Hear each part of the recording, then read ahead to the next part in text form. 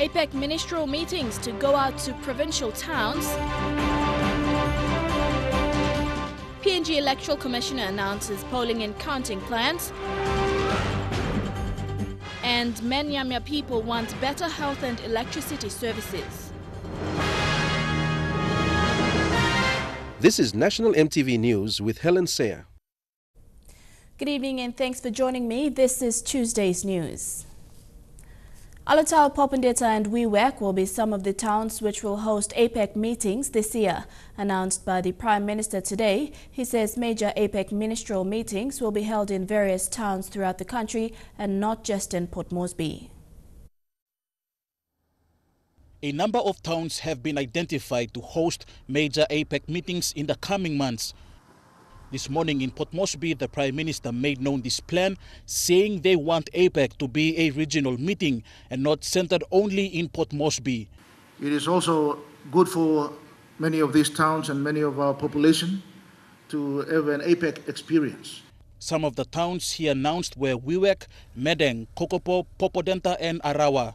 Port Moresby and Alotau will host the APEC Transportation Ministers meeting in October this year. Medan will host the informal senior officials meeting in December. Port Moresby will host 3 senior officials meeting through to 2018, which will be co-hosted with Kokopo, Ley and Wewak. APEC Tourism Ministers meeting will be held in one of our lovely spots in the country, in Kevian. APEC Mine Ministers meeting will be hosted in Port Moresby and Mount Hagen. The Human Resources Ministerial meeting will be held in Goroka as well. The telecommunications meetings will be in Port Moresby and Popondetta.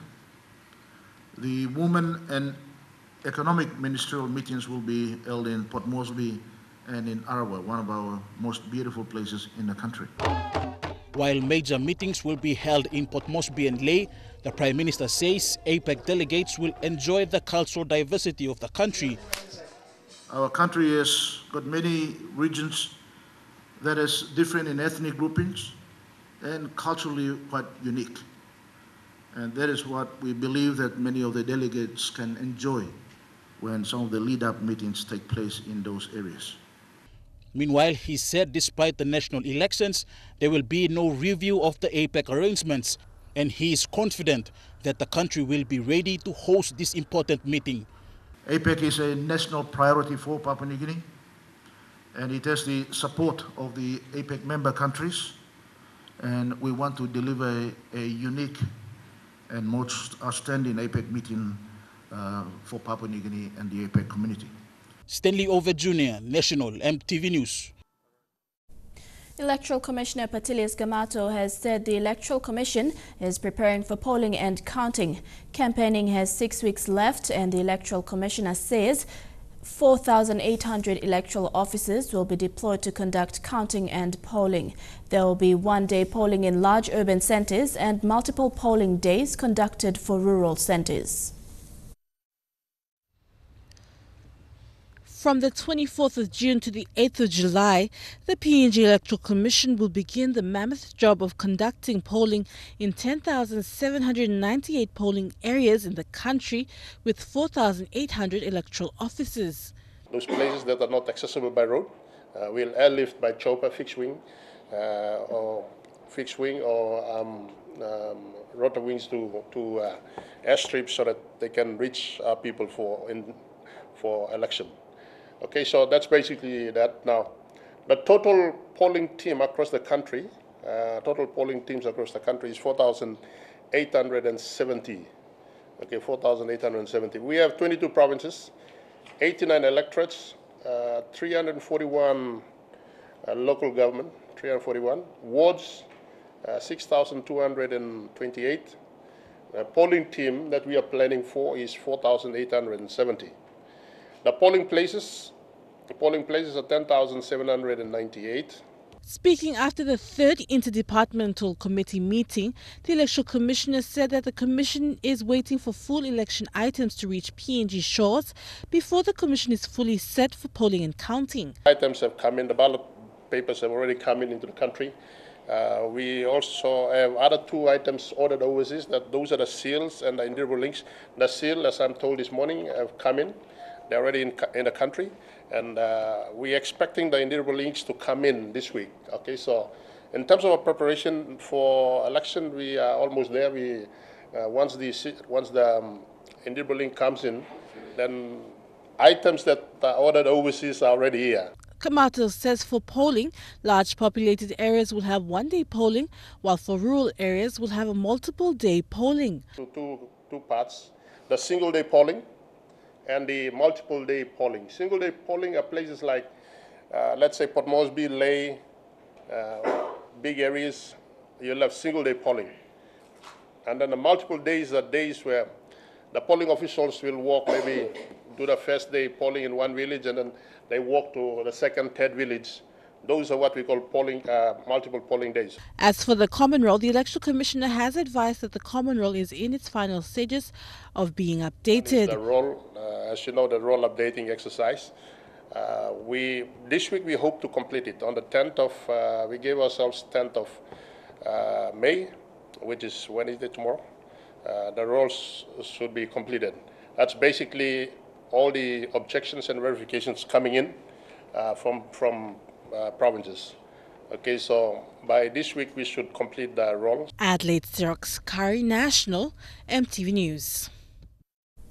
Chief Secretary Isaac Lupari has explained how the 400 million kina funding was allocated to the Electoral Commission to run the national general elections. He spoke at the 3rd Interdepartmental Electoral Committee meeting today. From the 400 million, 100 million was released to use for the Electoral Commission, and today Electoral Commission says 43 million has already been used and 56 million is left in the trust account. About 43.5 million kina. Those expenditures that have been already committed.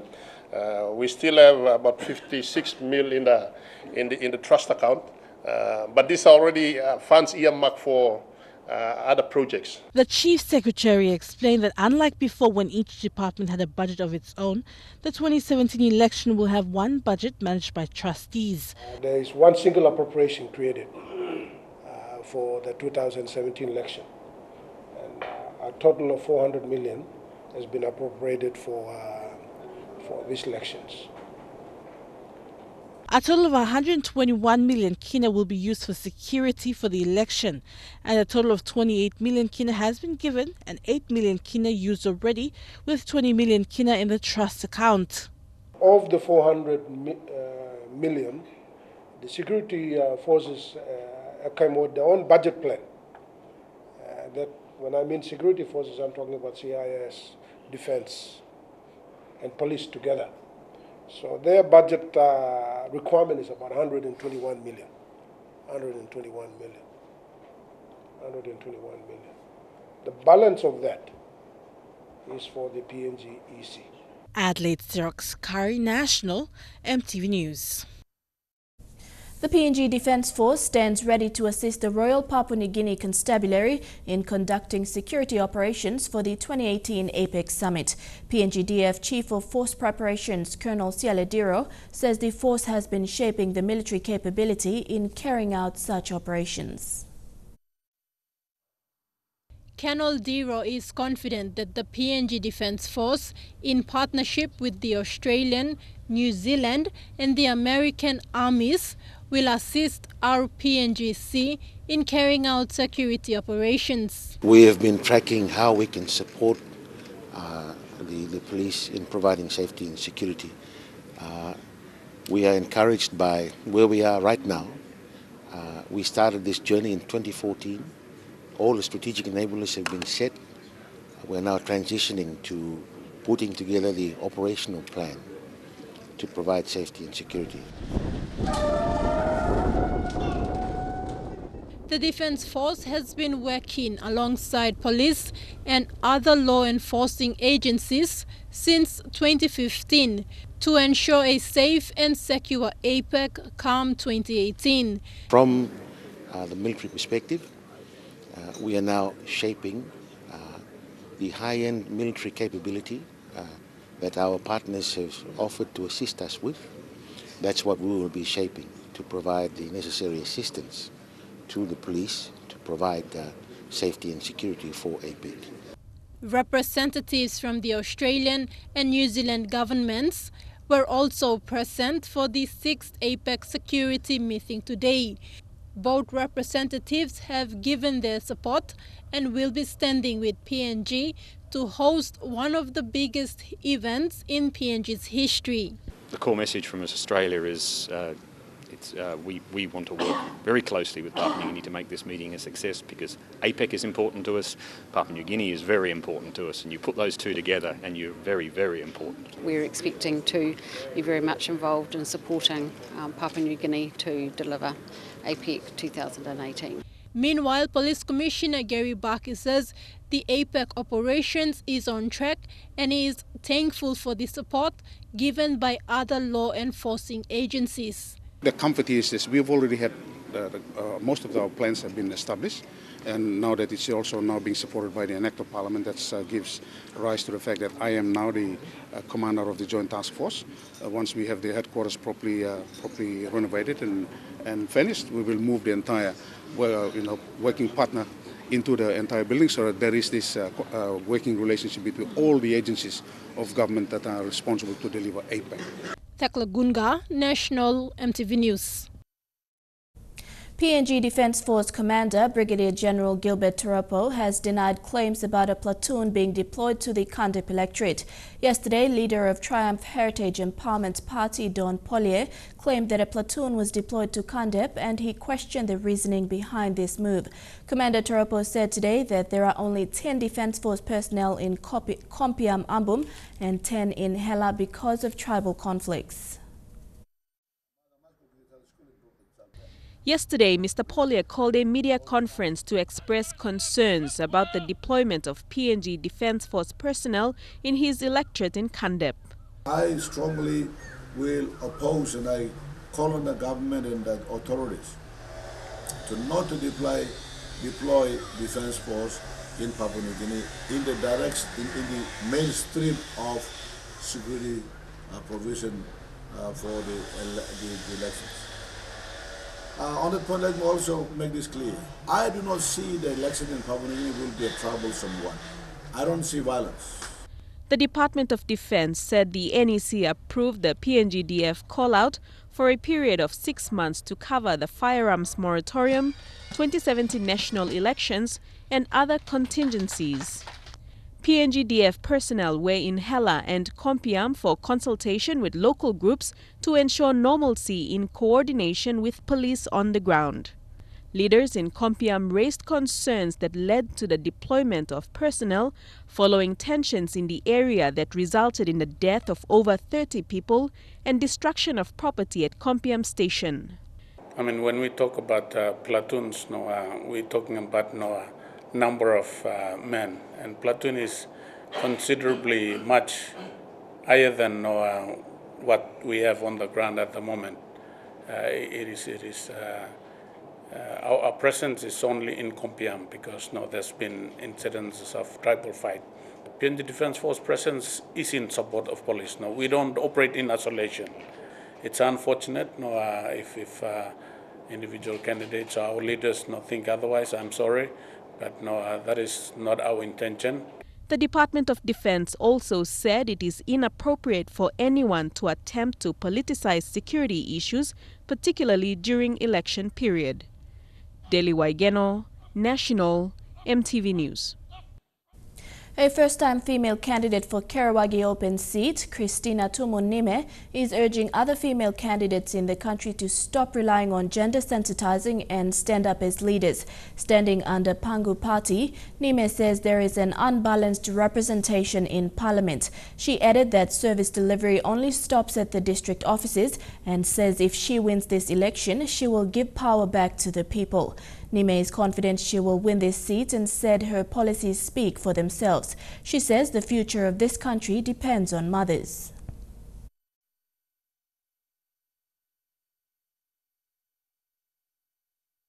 Live blood pignini tomorrow, Mibla leave him. Now Papa ran him go down the drain. Mibla or Mama must go inside now. Awesome, all waters must awesome. Mama but bring him balance. So me like encourage him all Mary. stand up, no can resist on them also man or gender sensitizing issue. But all must stand up and play the game like men. More election campaigns and the day's other stories after the break. Stay with us.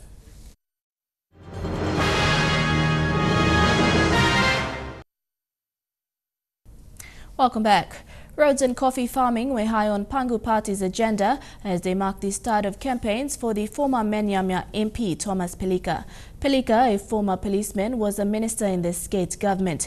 Infrastructure such as improved health services and electricity were demanded from the audience during a question and answer session. A crowd of over 1,000 welcoming and cheering on as Pangu Party leader Sam Basil and Pangu's Menyamya candidate Thomas Pelika walked to their campaign area. Then fire.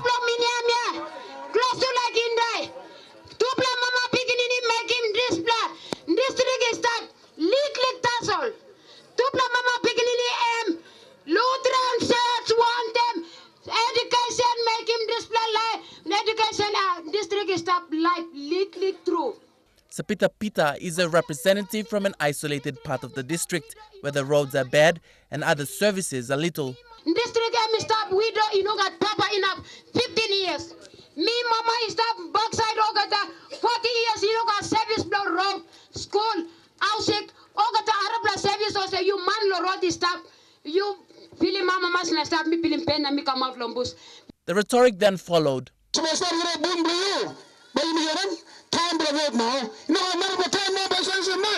But the current sitting member is taking a development model that will see the money being put in the vast district. So was all time me trome money road school inunap come up.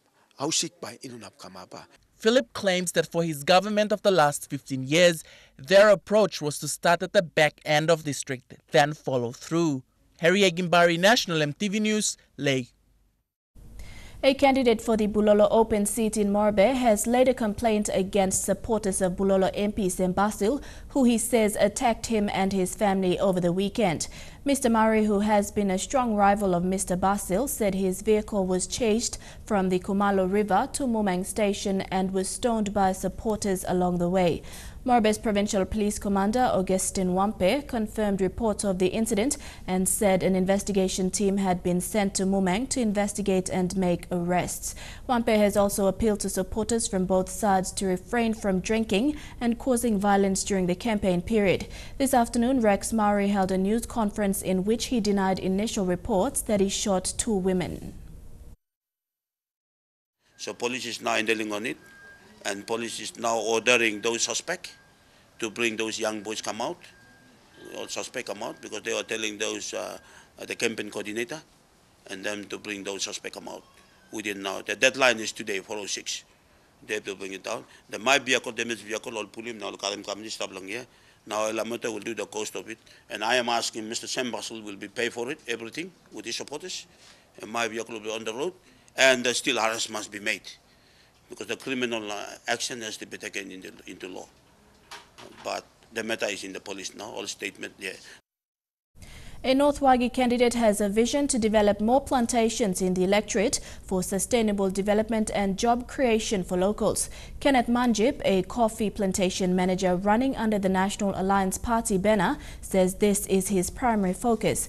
Manjip will be contesting for the seat currently held by sitting MP Dr. Fabian Pork. Manjip owns a coffee plantation of 136 hectares with close to 300 staff who work in his plantations. The local coffee plantation manager says he understands the needs and challenges of local farmers who depend highly on coffee as a major cash crop. He says his reason to contest is to see change in the electorate. We have plenty of projects, rundown projects, rundown plantations that sort of mix them. Member, I think by reviving all plantations, by bringing economy, cash flow, this area by campaign again, not Wagi alone because Wagi back and put down, cash flow, and put down. Now, Cabandas Tasol and Mironin tea, coffee plantation. This is the second time Manjip is contesting for this seat. Last 2012 elections, he came 7th under the People's Labour Party banner. This year, me stop the place, Watermore community, sleep Watermore community, around Watermore community. So, only decide to put me for the election. All ground man belong National Alliance in Salo Jiwaka, only select me, only endorse me. So, one official candidate, belong not Wagi. Meanwhile, North Wagi returning officer Andrew Kolangi told the MTV News this afternoon 29 candidates will be contesting for this seat currently held by sitting MP Dr. Fabian Pork, 3 of whom are women candidates. Merlin Diakotam, National MTV News. A ceremonial parade will be conducted by the Royal Papua New Guinea Constabulary tomorrow to farewell Grand Chief Sir Michael Somare. Over 200 police officers are expected to participate in the parade, which will be staged at 2 o'clock in the afternoon at the Bomana Police College. Police Commissioner Garibaki said the parade will be the constabulary's sign of respect and acknowledgement of Sir Michael's contribution of service to the nation. Sir Michael is the founding father and the first Prime Minister of Papua New Guinea. The refurbishment of the Boroko cells has led to the reintroduction of the cells management system, a system used by the police force to keep details of all detainees. This morning, the Boroko cells were officially opened under a new name, the Boroko Watch House. This occasion signifies also the start of the use of cells management system. The cells were renovated at a cost of 370,000 kina and was funded by the Royal Papua New Guinea Constabulary. With assistance from the Australian Federal Police, the cells management system was put in place to keep proper records of all detainees. This means all accused persons that will be detained at the Boroko Watch House will be required to fill out information sheets. This information will be compiled and given to the prosecutions to present in court. The new cell management system will be used in the watch house to basically keep track of all detainees with their informations and particulars. With this system, we are optimistic that it will help to reduce the opportunity for unlawful release of detainees from the cells. This footage, taken in March 2016, shows the conditions of the cell blocks before the renovation. There were no lights along the corridor and water leaking through the walls. Prior to the renovation, the Boroko cells holds up to 200 detainees in a day, but because 4 of the 9 blocks that hold male detainees were closed due to escape attempts, only 5 were used for over 6 months. Without information sheets or statements, the detainees will be refused entry into the cells or the watch house. Not only that, the condition of the detainee will also matter. If the detainee is not in good medical condition, his or her entry will be refused by the watch house officers. Meanwhile, NCD Metropolitan Superintendent Ben Tui says the cells management system is not a new practice. It used to be a core police function, but over time, arresting officers ceased carrying out the duty. The introduction of the cells management system is predicted to assist prosecutors in court and, on a bigger scale, decreases case struck out on technical grounds. Taklagunga, National MTV News. A florist in Medang says the floriculture business in the province is still developing at a snail's pace and would like to see it expand in future. Ilan Babao, a resident in Medang town, says most business houses have yet to realize the importance of having flowers in their office. She believes floriculture is a good opportunity for women and young girls who have no formal employment to make a living out of selling flowers. Ilan Babao has been living in Medang for more than 20 years now. She is a school teacher by profession. Growing different flowers is her hobby, but she has turned it into a business. Flowers is my hobby. I love flowers ever since I was small, and I started, when I had a home, I started making collections of all my flowers, and it became a little business. So in my house, I've collected and put nursery and nest, a lot of plants. And I don't concentrate on one plant, but I make collections of all the other different types of plants and flowers. And eventually I've made a little business out of it. It's called Floral Forest. She says it is a cost-effective business that helps you spend less and make profit. The interest in Medang is slowly picking up among small to medium growers, but she believes the business is not flourishing as much as it should. I'd like to see it blooming, and people like us who are interested in it, as well as Mama Plesa, they can easily grow it and sell it to make money for themselves. Yeah, it is not like 2 kina thing. You make it, you sell it for 5 kina and above. The prices of flowers range from 5 kina to 50 kina, depend on the type of flowers and arrangement the customer wants.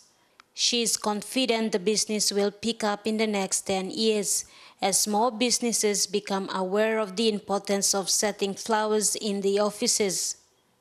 Mata Luis, National EMTV News, Medang. And now looking at our finance news, the kina closed unchanged at $0.3145 in the interbank markets. At Bank South Pacific, your kina was buying $0.307 $0.4132 Australian dollars, $0.2784 euro, and 34.48 Japanese yen. Looking at commodity prices at New York close, coffee and cocoa closed higher, while gold and copra closed the day lower. Palm oil, crude oil and copper closed the day higher. And on the stock market, the Dow Jones closed at 5.34 points higher, the ASX closed at 33.69 points lower, and the Ordinaries closed at 25.93 points lower. Among stories after the break, conservation group plans to protect our ecosystem, PNG's entrance in the World Supermodel pageant, and overseas, more migrants rescued in high seas. Stay with us.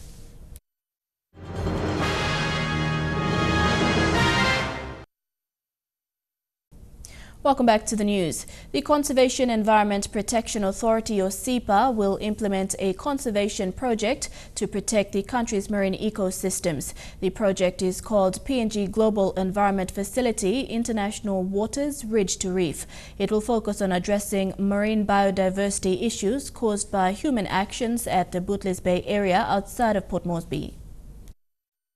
Conservation Environment Protection Authority conservation project called PNG Global Environment Facility International Waters Ridge to Reef is funded by the Global Environment Facility. Guinea's allocation, if I remember correctly, was $16 million. Their allocation from the IW project initially is $200,000 because it's a smaller one. The STAR allocation is the biggest. PNG got the biggest, rightfully, because it's a very large country.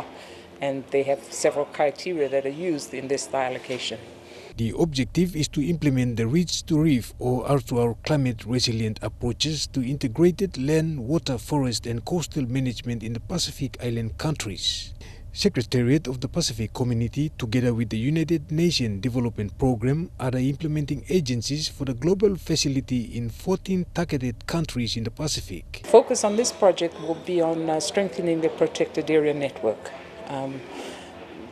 Particularly working in the Butlis Bay area. So they will be doing things like biodiversity assessments and also consultations with the community. SPC will step in where and when necessary. PNG has got a lot of technical expertise in country. If they should need further strengthening of technical expertise, that's when they call on the Regional Program Coordination Unit. The project site for the PNG R2R project is Tuna and Butlis Bay areas, complementing other current conservation projects towards establishing a marine protected area renowned for its tuna spawning areas. The focus area will be basically around the Tuna Bay area. As you can see, a lot of recently there have been a lot of human settlements. You know, people are actually going, and we know the Tuna Bay area, you know, it provides mangroves, and then mangrove is an important component of the ecosystem services. SIPA works in partnership with the NFA, PNG Ports, UPNG, Coastal Fisheries Development Authority, Seven-Day Adventists, and representatives from Tuboseria, Taurama, Pari, and Gereka Village.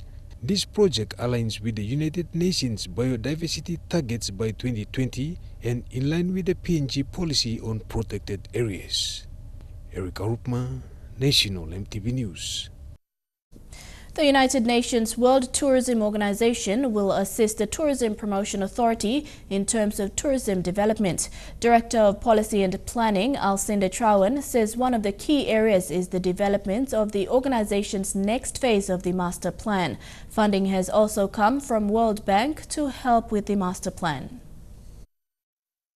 The Nations World Tourism Organization have asked to assist PNG TPA on developing the next phase of its master plan. A particular focus will be put into the Sustainable Development Goals. This year marks the end of the current 10-year master plan. A review will be done at the end of this year. Development. So looking forward for the next phase of the tourism master plan, we've actually been in partnership, or rather received funding from the World Bank with regards to creating or helping us develop our next master plan. And in fact, just last month, Papua New Guinea played host to the United Nations World Tourism Organization's Secretary General, Dr. Talib Rifai. So Dr. Rifai, on his visit into Papua New Guinea, actually proposed one of 3 interventions where the UNWTO is to help Papua New Guinea in terms of its tourism development. And one of these areas was on the tourism master plan. PNG TPA will also carry forward some of the points on its current master plan. This includes product development, human resource, capacity, and also focusing more on sustainability. There are 3 elements of the Sustainable Development Goals that apply specifically to tourism. So the UNWTO has offered their assistance with incorporating the SDGs into the plan. Last Thursday, the owner of the Medeng Resort Hotel came out on the media asking the government to provide more tourism assistance in the provinces. He says Medeng was once one of the tourism hotspots in PNG. Medeng was seen as being safer and more pleasant for tourists. But this is no longer the case due to the decline in the business, not only in Medeng but the rest of PNG. This is because of a number of factors. Where we had so many cancelled flights, disrupted flights, that major tour operators overseas could no longer really depend on the schedule. Tourism is a very personal business, and it's a very a business that can be legally challenged. And if a tour operator overseas sells a tour for someone to come to Papua New Guinea, and for some reason or other they can't provide what was contracted to, they have the ability to go around and sue the operator, who in turn sue us, and the end result is that we lose those tourism. So that's one factor that came about. You also had other factors such as the SARS, the diseases, people reluctant to travel long distances. You had terrorism, which, as we all know, has caused a tremendous change in the way we travel, what we do today. The main function of the PNG Tourism Promotion Authority is to market and promote PNG as an ideal tourism destination. For the past 10 years, the authority has been working on the implementation of the National Tourism Master Plan. The key areas are marketing the destination, investment and product development, infrastructures and transport, and also the human resource development. Mata Luis, National MTV News, Medeng. PNG's Miss World supermodel Sheila Yama and Glenda Sanada have been cast to walk the international runway in Macau as representative to PNG. Yama, 25, and Glenda, 17, are among 40 beauty queens from 26 nations who come May 21st will contest for the most prestigious title in the pageant. The pair contested among 10 other young women over the weekend in Port Moresby, earning their respective crowns.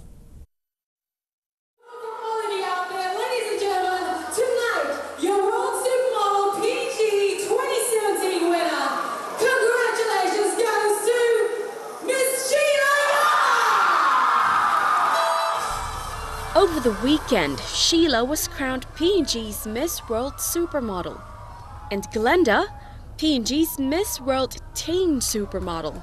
They say they're sure they can take on a bigger stage after they have put in the hard yards. Sheila and Glenda have copped a fair share of criticism from internet trolls in PNG for modeling photographs posted online. I remember I had a criticism on one of my pictures and for the People's Choice Award. This lady, she commented and she's like, "Oh, what's up with what's up with her? She's skinny. I don't wanna like her picture and all." But the girls say they have developed coping mechanisms in an industry that is slowly encouraging such radical modeling categories in the face of die-hard PNG traditions. No point in arguing with them. How do you know who you are. Both young women started off on paths they never thought would lead them to this moment.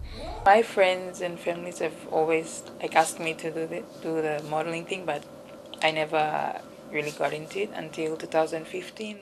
Sheila juggles a nursing job in Palm General Hospital with regular modeling gigs. When they asked me to go do some modeling gigs, I asked my bosses, I asked modeling people to give me the dates, so I asked my boss to give me off days on those dates, and that's how I manage. And with added support from family and friends, she says she can never go wrong. Glenda is a musician by day. I'm a musician, I'm a drummer, so my free time I get to spend my time just revising my drum notes. The 17-year-old admitted modeling was not her first choice of career or her second. I dislike modeling, to be honest. I don't like makeup. So what changed your mind? I'd say my mom.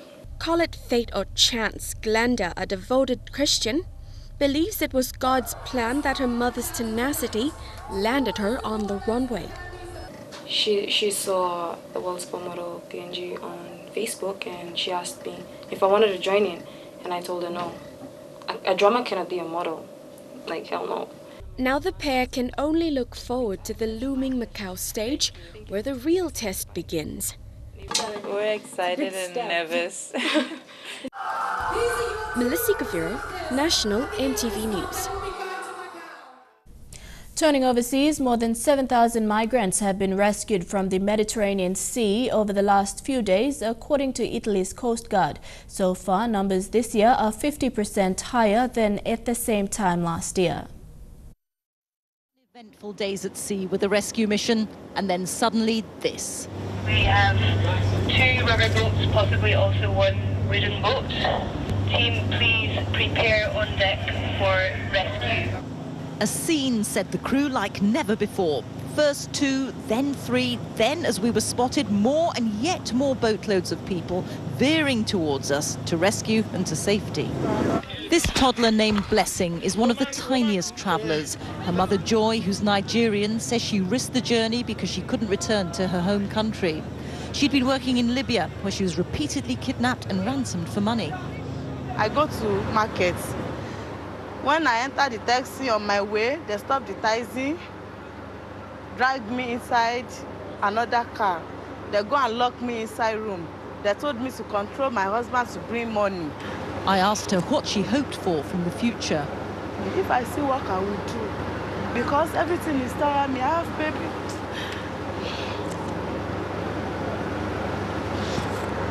Blessing is happily ignorant of her mother's grief and oblivious to the peril that she's just faced. Last year broke records for the number of migrants making the crossing, and this year looks set to top that. Italy has borne the weight of housing and caring for them, but opinion is hardening, with claims that these rescue missions are a taxi service for migrants, and even that the aid agencies are colluding with Libyan people smugglers to bring the migrants to Europe. Our sole mission is to save the lives of people, and especially children, who are escaping violence, persecution and extreme poverty. We have no contact whatsoever with people smugglers. Earlier in the week, a body was spotted. The sea is a graveyard too. The search will go on. This crossing from Libya has become an established route run by ruthless criminals who care little whether their desperate passengers will see another day. Shukai Sports is next. Details after the break.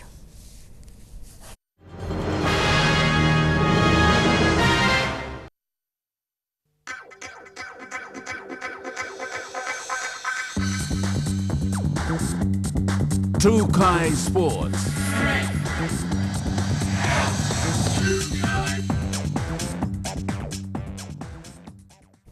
Welcome to Trukai Sports. PNG Rugby Football League Chairman Sandy Saka congratulated Coach Michael Marum and the Kumuls team for their Pacific Test 32-22 win. He extended his congratulations to fullback Stargrowth Amin for his outstanding man-of-the-match performance and the three debutants Richard Pandia, Tommy Butterfield and Nixon Putt for their impressive first start in the red, black and gold. The Kumuls win on Saturday is 3 wins out of 4 test matches in the past 4 years since 2014. And it is 2 out of 2 for coach Michael Marum since his appointment in 2016. Papua New Guinea win the test match over the Cook Islands. The successful Pacific Test match is a great result that the Kumuls team can build on as part of their preparations for the 2017 Rugby League World Cup later this year. The performance on Saturday was a result of the sustained investment by the PNG RFL in the different pathway programs over the past few years, including the SP-PNG Hunters. For nearly 45 years of the PNG Kumuls history, only 281 young men have earned the privilege and honour of playing for Papua New Guinea and are recorded as a PNG Kumul. The PNG Kumuls have won 20 with 14 at home and 6 away and drawn 2 out of 76 test matches played between 1974 and 2014. This is the first of 3 matches played between now and the World Cup.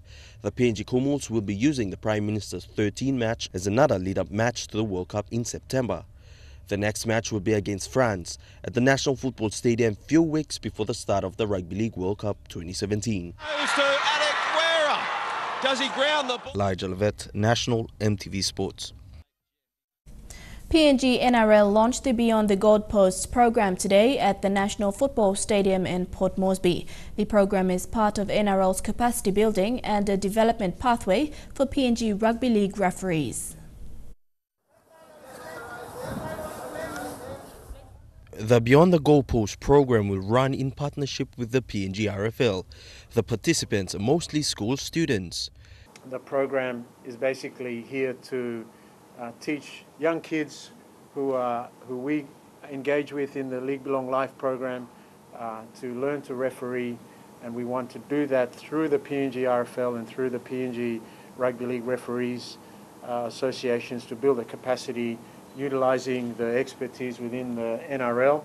Australian NRL referee education provider Paul Oliver is leading the course and says participants will gain skills and knowledge needed to be a fair and effective referee. The kids walk out with a referee accreditation, which then when they finish school, they have the option, if they don't make it in playing, but there's an option available for them to commence officiating, and some actually do. We have one young man who referees in the Queensland Cup. PNG RFL Chairman Sandy Saka says this will also upskill the current referees and help equip them with the latest updates in the game. When we certify and accredit them through qualified structured teaching like the kind delivered by the NRL through trainers like Oliver, is that we can set standards. We can improve standards, set standards and see sustained improvement. So for the partnership, I thank the NRL and actually thank Mr. Oliver for coming up to deliver this program. PNG RFL Referee Director Joe Peregua says with this type of programs available, it helps PNG referees understand the game even more and help build their knowledge to be more effective referees on the field. It's good that we've started this with NRL to partnership together in bringing up young kids, and we hope that we get more kids coming into the games starting after this program and onwards. The program is also aiming to get more women involved in refereeing matches. The first module began today at the National Football Stadium. Elijah Levet, National EMTV Sports. Trukai Sports continues after the break. Don't go away.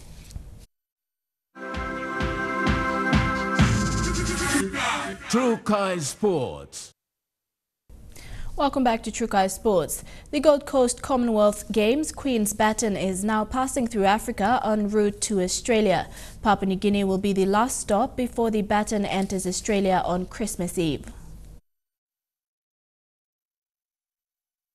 The baton signals the countdown to the Gold Coast Commonwealth Games, and it is expected to bring about a sense of unity as people across Commonwealth nations cross paths with the carrier of the Queen's personal message to participating Commonwealth nations. Just a few hours ago in Mozambique, Africa, local marketers and school children greeted the baton in awe and excitement. At the moment, the baton is on its way to Swaziland. It is expected to travel over 230,000 kilometers, covering 52 countries in 388 days before it reaches its final destination, Gold Coast, where the Queen's message will be read. Though at this stage, it has not been confirmed yet whether Her Highness or a representative will read the Queen's message on April 4, 2018, when the Games commence. The baton will be passing through Papua New Guinea in December before entering Australia. Dini Rose Raiko, National, EMTV Sports. And that ends Chukai Sports. The weather details when we come back. Chukai Sports.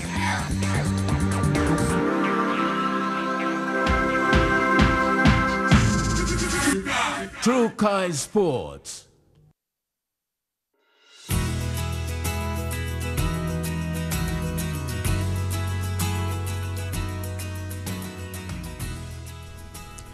Looking at the weather forecast for tonight and tomorrow in the southern region only, Port Moresby and Alota are mostly fine and sunny. Daru and Kerema mostly fine, although partly cloudy, and mostly fine in Popondetta.